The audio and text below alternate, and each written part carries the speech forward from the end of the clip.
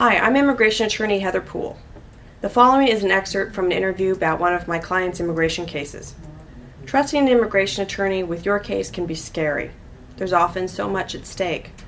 The story featured here is just a sample of some of our cases for clients who took the leap and trusted us with their future. These are real comments from real people, but the names have been changed to protect their confidentiality.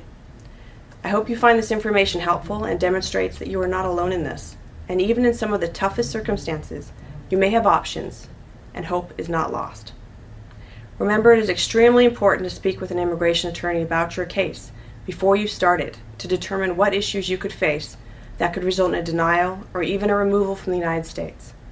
For more information about me, stay tuned until the end of the video to learn more about my extensive experience in this area.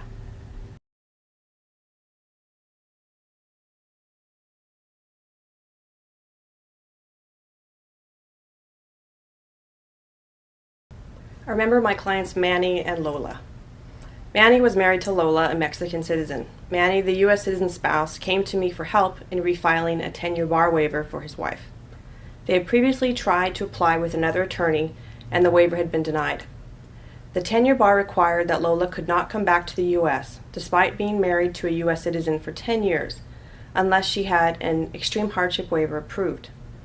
She also had to file a misrepresentation waiver for the misrepresentation lifetime bar for lying on her immigration visa petition by claiming she had never worked in the United States. I filed both the misrepresentation waiver and the 10-year bar waiver for them. I argued that Manny would lose access to his U.S. citizen child if he had to move to Mexico to live with Lola. This was a tricky argument because hardship to children is not a qualifying relative for the waivers. I argued that Manny also suffered from post-traumatic stress disorder due to his ex-wife's attempt to deny him custody rights to his child. He also could not leave the U.S. because he financially supported his parents, who had lost their home when he had to stop supporting them because he was supporting Lola financially in Mexico. I helped Manny document his parents' financial position, their inability to find work due to medical problems, and the inability of other family members to help take care of this burden. I also argued that it wasn't practical for Manny to move to Mexico to live with Lola, highlighting his career, his limited education, and the financial ruin he would face.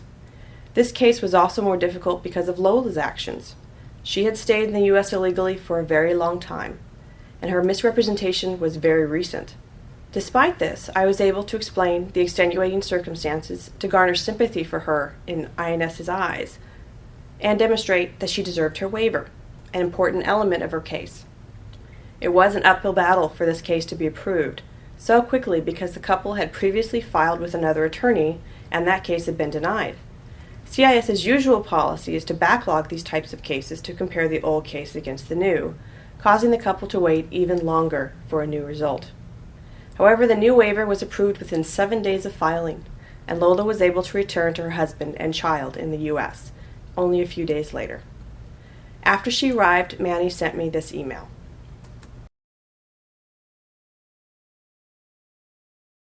I just want to take a moment to thank you and your staff for the dedication and hard work you put into our case.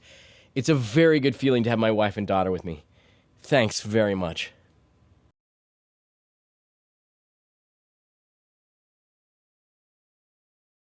I am an expert in complex family-based immigration cases and have a 98% approval rate for the past 12 years. I am a nationally published immigration author and frequent public speaker on immigration topics. I regularly train other immigration lawyers on complicated marriage and family immigration cases for the American Immigration Lawyers Association, Federal Bar Association, and National Legal Education Providers. I represent clients all over the U.S., traveling to immigration interviews and deportation proceedings. Visit our website, humanrightsattorney.com, for more in-depth information and articles on complex family immigration issues.